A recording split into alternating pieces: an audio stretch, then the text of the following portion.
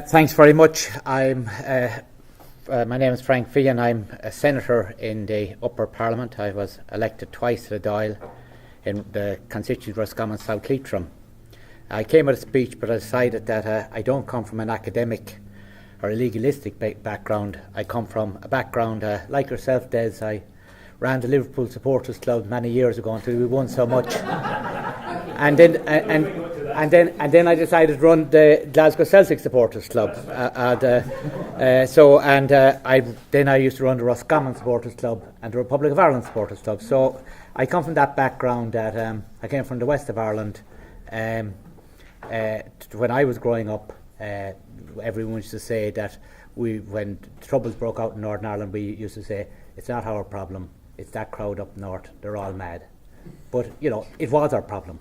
But we were in a lovely situation that the troubles weren't our troubles, but they were.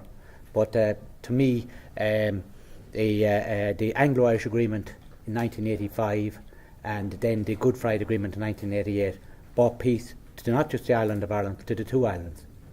And I was in New York last week because and Washington, I'm on the Good Friday Agreement. We went after 20 years to thank the political class in Capitol Hill, the American people, for their involvement. And sometimes in Ireland we don't do thanks. But what we want now is to renew the Good Friday Agreement. We are in a very, very difficult situation.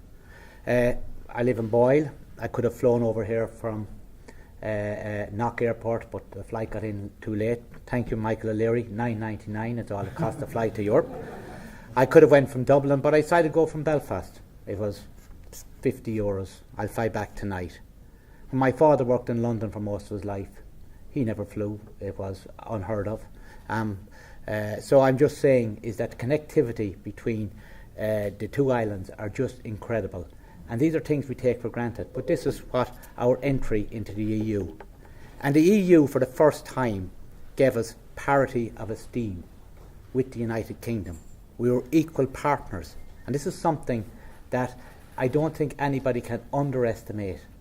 And I've no doubt that the fact is 26 meetings a day happen on average between UK and Irish officials since our entry to the EU. And I've no doubt that kind of cooperation, because remember in the 50s and 60s we lived in our own silos politically and economically. But that cooperation, I've no doubt, brought the cooperation that brought in the Anglo-Irish Agreement and indeed the Good Friday Agreement. And I'm very concerned that if the UK leave the EU, what will replace that? I'm on the British-Irish Parliamentary Assembly. Enda Kenny told me in 1991, when we met first in London, there was a division because there was a bombing went off in London and you had the UK parliamentarians and the Irish parliamentarians. We met here in Liverpool actually last year. We're meeting in Sligo in 2 weeks' time. It's for a weekend. This is connectivity that actually we don't realise what is happening. And I know we need to build up more of these British-Irish parliamentary assemblies, also the North-South Interparliamentary Associations, which brings the European Union that's been going on for 5 years. They meet in the Shannon, we meet in Stormont. It's gone under the radar. But these are very significant events that we should be very, very proud of. The referendum, the SDLP asked me to launch the Irish for Europe in the House of Commons over 2 years ago. I don't know that any other nationalist party have the same influence. But the SDLP did actually go out to try. And the first thing I said, look, we've had 27 referendums in 27 years. People don't normally ask the question that's put to them in a referendum. They don't like the government, it could be turf cutting. Little did we think it would be immigration and nationalism.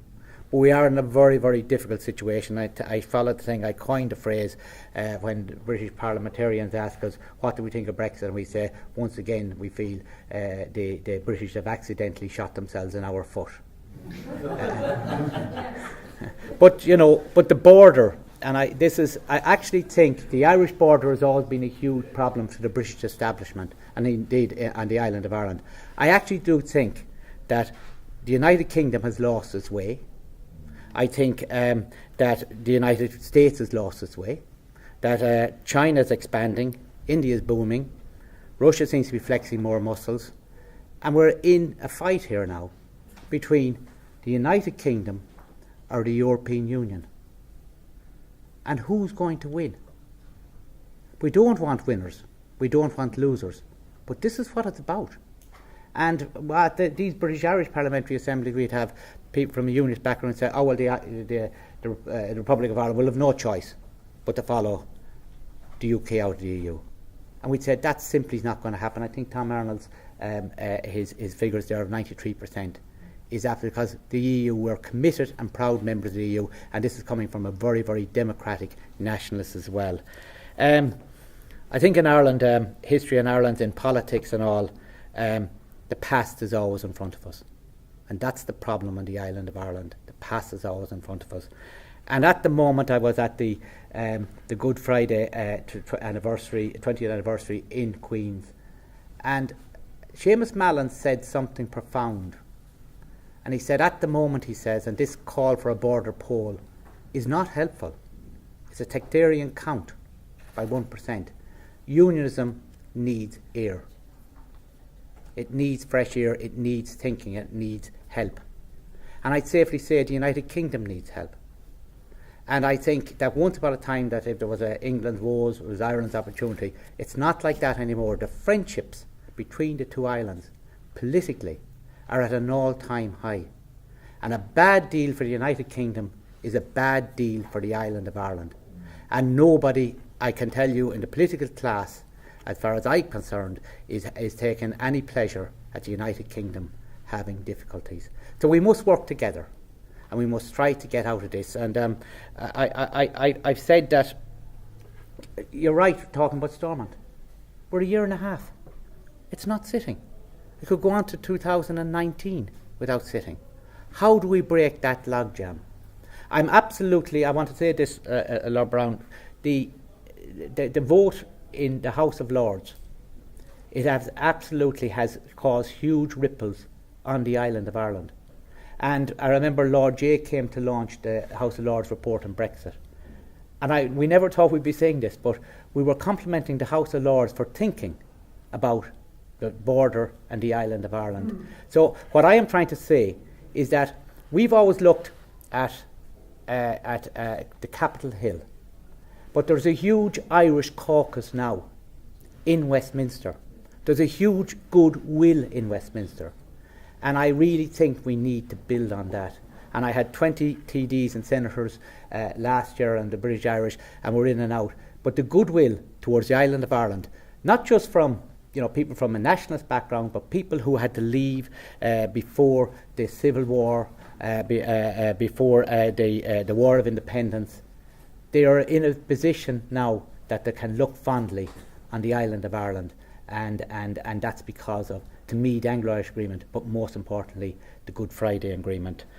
Finally, I feel we have to come up with solutions, and as I said, I'm not a diplomat, but I'm a politician that comes out with ideas. I'm one of these people that said, I think we need to show the hand of friendship to unionism and to the United Kingdom. I'm one of these Irish politicians. We left the Commonwealth in 1949.